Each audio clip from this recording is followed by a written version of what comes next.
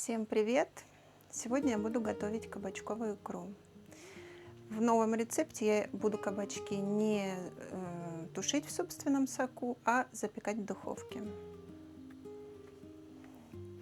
Для икры нам понадобятся кабачки 2 килограмма, морковь 400 грамм примерно, лук 400 грамм, чеснок по вкусу, в среднем 4-5 зубчиков, 1 лавровый лист, соль 1,5 столовые ложки примерно, тоже это будет по вкусу, сахар столовая ложка, растительное масло 150 миллилитров, чайная ложка паприки, пол чайной ложки черного молотого перца, 150 грамм томатной пасты. Для начала кабачки мы берем, если у вас молодые, можно их не чистить, кожуру не снимать. Вот, если у вас кабачки чуть-чуть такие, как у меня, то надо их чуть-чуть почистить. Кабачки мы нарезаем.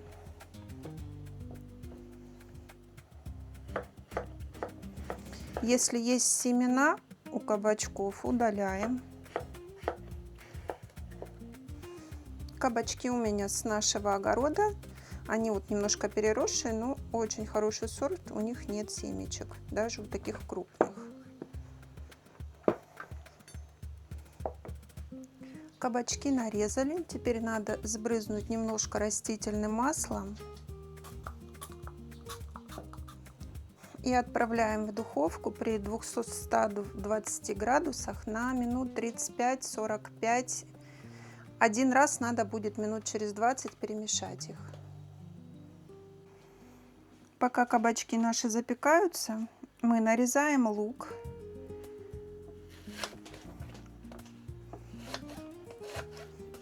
На квадратики нарезаем лук. Ставим кастрюлю на огонь или в чем вы будете готовить. Добавляем растительное масло. Нагреваем. Лук сюда кладем.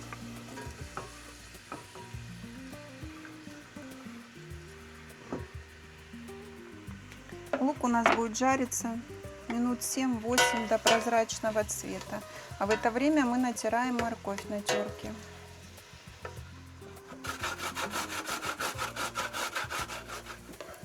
Лук уже приобретает у нас золотистый цвет. Добавляем к луку морковь.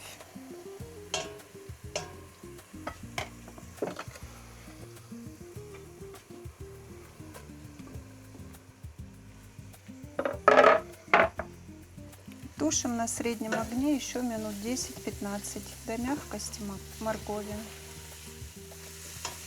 А тем временем сейчас посмотрим и будем переворачивать наши кабачки. Перемешиваем кабачки и отправляем их дальше запекаться.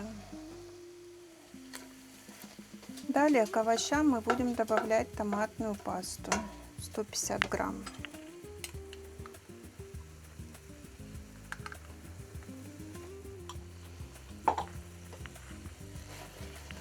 Обжариваем ее с овощами, так из нее уйдет кислинка, и она станет ароматной. Тушим минуты 3-4. Кабачки наши запеклись. Теперь их добавляем мы к нашим овощам, к морковке, к луку.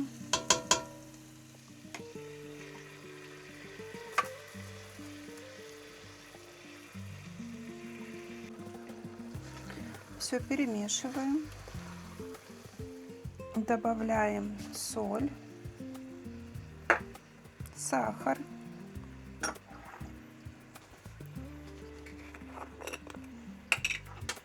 чайную ложку паприки,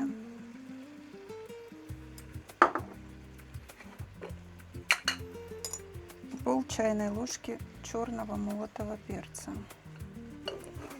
и лавровый лист. И тушим минут 15-20. Икра уже у нас такая густая. Так как кабачки мы запекали, жидкости нету практически.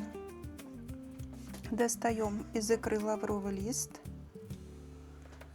Нашу массу пробиваем блендером.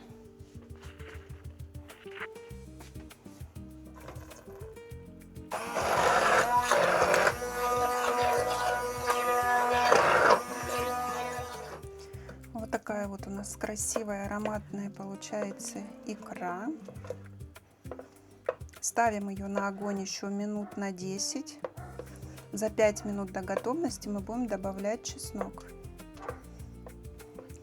Мешаем аккуратно, потому что она будет сейчас брызгать. Добавляем чеснок. Перемешиваем. И провариваем еще максимум 5 минут. Этап приготовления икры у нас подходит к концу. Я буду икру закатывать в банки, поэтому я добавлю 2 столовые ложки уксуса. Если вы будете икру замораживать с помощью вакууматора, уксус можно не добавлять. Еще минуту провариваем и будем разливать по баночкам. Икра получается по этому рецепту просто восхитительно, густая, вкусная. И на 2 килограмма кабачков соли 1,5 ложки как раз на мой вкус. Вы все пробуйте по своему вкусу, добавляйте. Но всем рекомендую приготовить эту икру. И разливаем по стерилизованным баночкам. Баночки стерилизуем заранее, удобным способом. Я это делаю в духовке при 100 градусах, маленькие баночки пол-литровые, минут 15-20. Ну, какая густая. Баночки переворачиваем и укутываем теплым одеялом до полного остывания. Икра по этому рецепту получается очень вкусной, густой. Всем рекомендую. Пишите в комментариях, какие рецепты вкусные вы знаете, делитесь. Всем приятного аппетита!